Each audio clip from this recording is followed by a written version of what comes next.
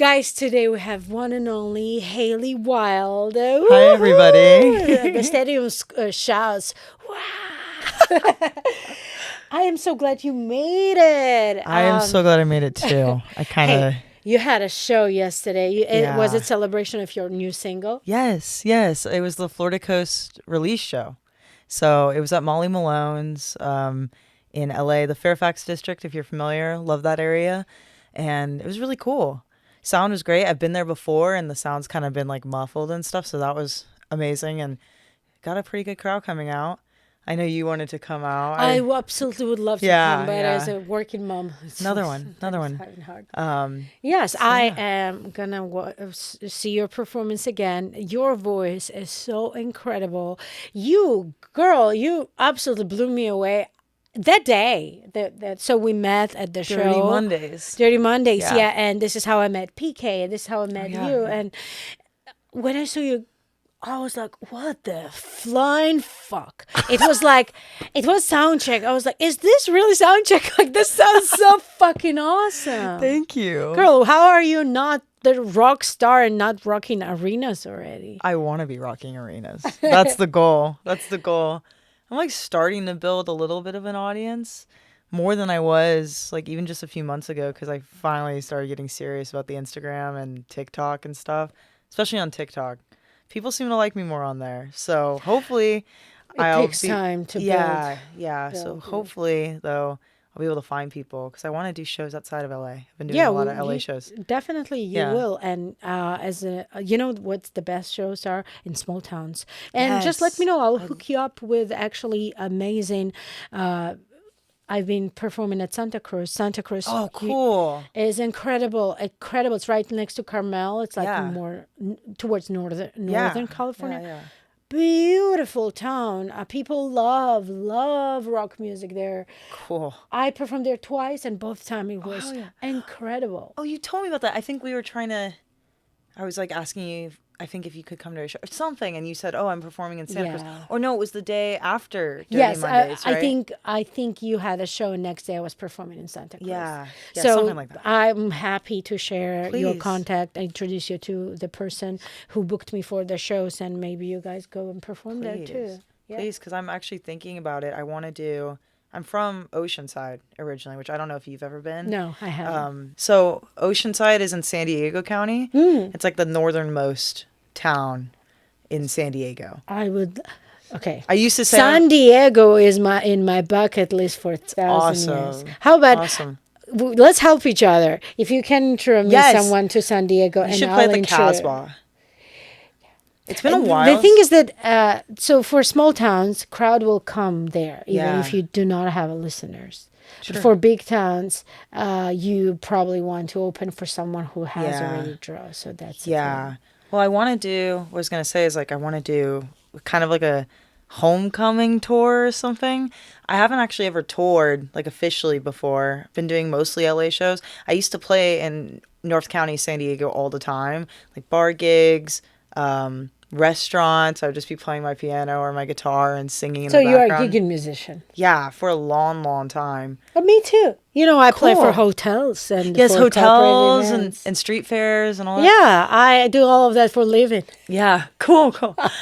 I could get back into it, but it also is like a little disheartening when you're like playing your soul out, or I'm playing something I wrote. A lot of it was covers at the time. Yeah, of course. And like people are just no clapping after and just clinking their glasses and drinking their wine and eating.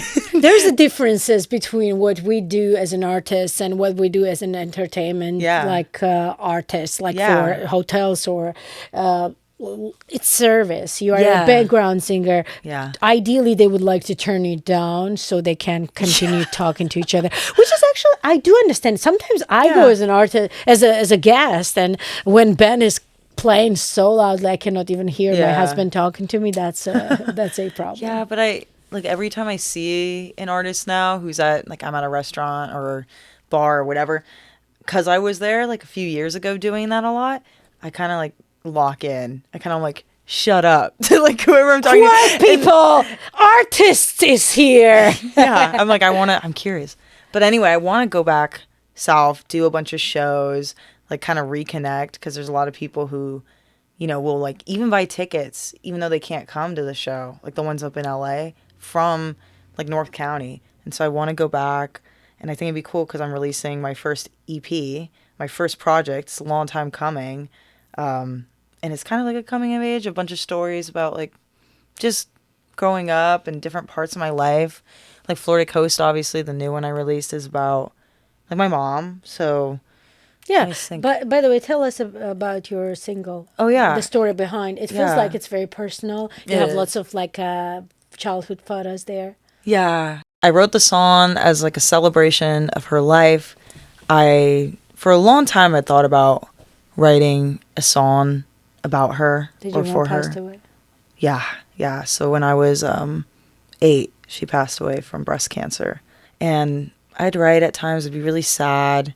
And nothing ever felt good enough to release about it. And it wasn't something I wrote about a lot. But then I went back to where she grew up, Pensacola, Florida, if anybody is familiar, in 2023, summer of 2023, with my grandparents, and just reconnected.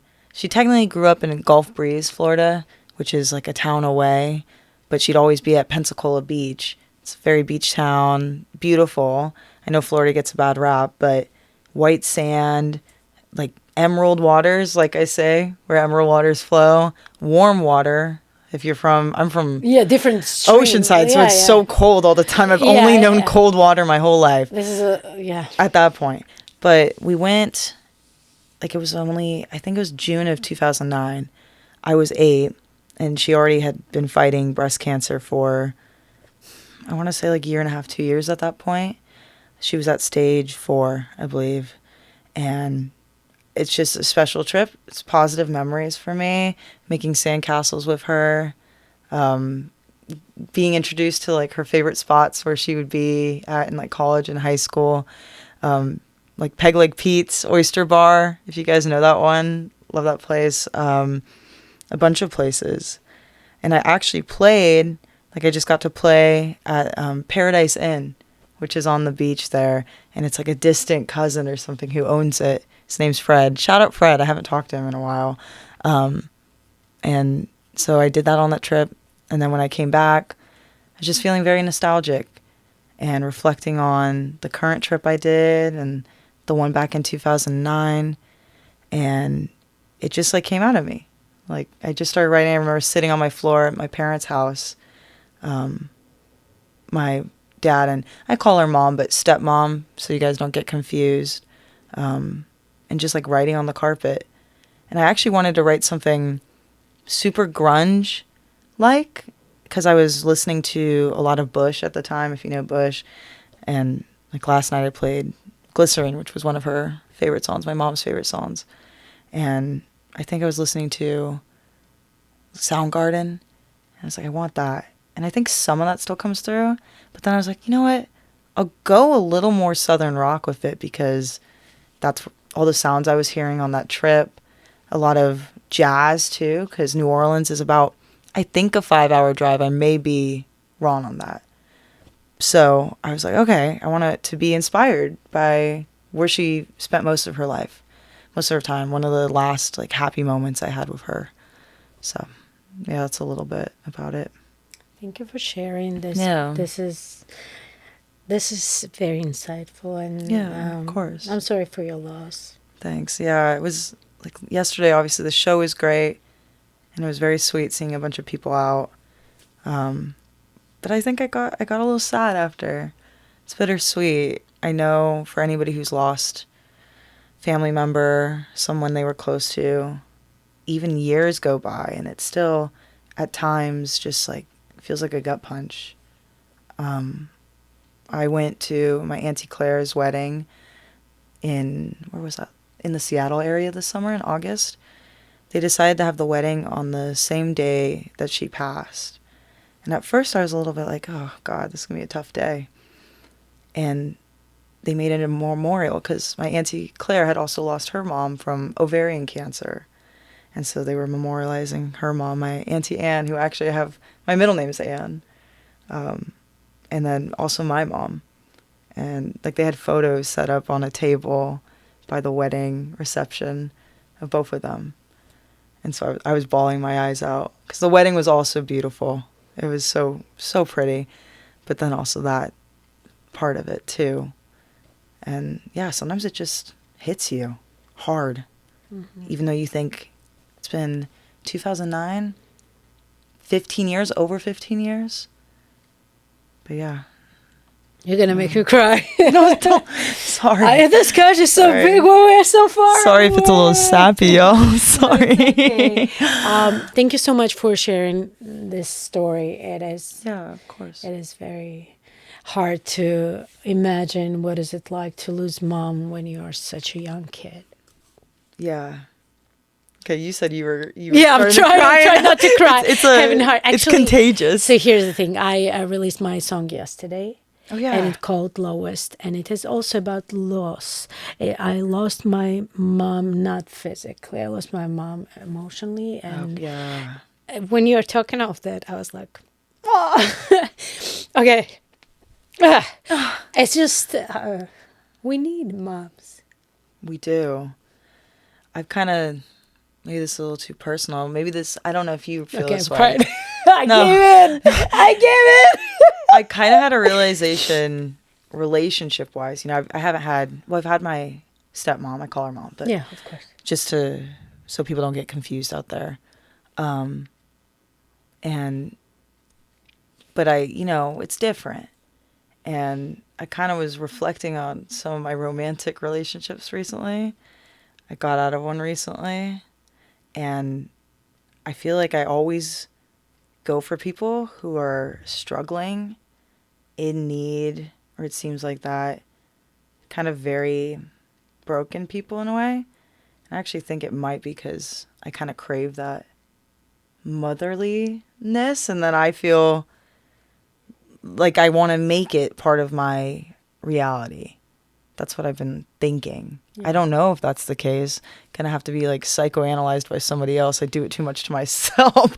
But yeah, I don't know if you relate to that. I do. And you have a daughter. I do have a daughter, but I don't have a mother. Yeah. It feels very lonely. And it feels weird. It feels like there's always a hole. It feels weird when you see other people who has mother. My mother, to be clear, my mother is well and alive. It's just not in my life. Yeah. And it's super sad. And it's just, sometimes when you see other people enjoying their lives with their moms, you're like, this feels very strange. Yeah. What is it like? It's freeing, and also it's not. I've had some struggles with my parents, and not to go too much into it, but we've been distant before, and getting better. And I've seen, other people, friends and stuff. My best friend had it, like her parents helping with everything because we lived together. Shout out Sophia Ray. And it was beautiful seeing her parents, helping her move in and stuff. And I've never really had that. My parents have been hands off, but I also think because they were hands off, I just kind of didn't let them in too. Yeah. I kind of pushed them away. And yeah. Do you feel like nobody is, like you don't want to give away the space of your mom's space to keep her in your memory? You're like feeling scared to delicate. I never thought about that. For me, my parents' spot is so wide open. I make friends with other parent figures. Like my bandmates' moms are my best friends because I really need parent figure in my life. And my therapist is actually similar age with my mom. And I was like, you know what? You cannot imagine how much healing we do as a therapist and client, but also as a parent figure. Like, I feel like you accept me for things my mom doesn't, and it is freeing. So my place of my mom is available. Sounds very strange, but because my mom just ripped heart out of me, and it's just empty. For you have good memories of your mother, and you grieve I grieve, but I different grieve the way you grieve, right? Yeah. And I cannot imagine what is it like to lose mom like that. And do you feel like you are scared to let other people come into your life because they don't deserve that thought? You know, Honestly, like they're not good enough like your mom was. Maybe my Aunt Julie, who is my mom's sister, love her. Shout out to my Aunt Julie, Uncle Chris. I don't know if they'd want me being. I can ask them. It's okay. I can. Yeah. Cut it out. Shout out to my Aunt Julie, Uncle Chris, my 2 cousins, Maisie and Curran. I probably will go public with this at some point, but going through some health stuff, and they've been amazing. They've been amazing before that too, and it's my mom's sister, so every time I go back to visit them, it does remind me of her a lot. Like, how could it not? They look very similar. Yeah, and voice and smell. Sometimes smell, it sounds weird, but I still remember my mother's clothes smell, because whenever I hug her, I smelled this mom smell, you know what I mean? And that side of my family, on my mom's side, is just so warm and welcoming. And I do think that's a big part of me that I don't get to see all the time. So I say my Aunt Julie fills that role very well. But obviously she has 2 kids. And I'm 24. It's not like I need parents really right now. Knock on wood. I do love my parents. But yeah, we do. I think we still do. We do. I'm 37 and I still do need my mom. I think it's healthy. I think it's okay. It is okay. I've also been talking about this with my roommate. Just like, it's okay to need and want things. Like, you can still be independent, and you can still be, you know, a full person and a whole person and go without those things. But it's okay to admit what you need and what you want. Yeah. So I'm learning to accept that, because I think sometimes I just want to be like, I don't need anyone. I don't need no man or woman. Diversity here. She had to fill her queer quota for exactly. the podcast. That's why only half of me, though. I'm just kidding. We have very limited time today, unfortunately, and I absolutely would love to have you for another time. I would love to be back. So we can actually talk about stuff. I feel like we have lots of things in common, and and your art speaks very loudly about things you stand for. So I would love to have you here, and I'm grateful that we had this teeny mini interview. Me too. This has been fun. Yes. I'll be on time next time. Don't worry. I fucked up like that too. Trust me. I just couldn't get up. It's not my place. It's not my place to judge you, and that I'm guilty as well. Anyways, I just want to say that you're incredible. Thank you. Congratulations with your release, and I hope you got some kind of closure with this one. Yeah, it feels like a stepping stone. It feels like, do you feel like you can? It feels like complete. It feels like there's been a part of myself shared that's just complete. Yeah. I felt incredibly peaceful yesterday after my song release, so I might understand somewhat. I was getting very anxious. And shout out again, Sophia Ray. She's going to release this on soon. And we were talking about the anxiety of just like before. And I definitely feel a little bit more relaxed now that the show's done and all of that. It's so hard to stop talking to you. You're such a good part. Like a dialogue is flowing. Thanks. I used to do radio. Yeah, that's why where this radio voice comes from.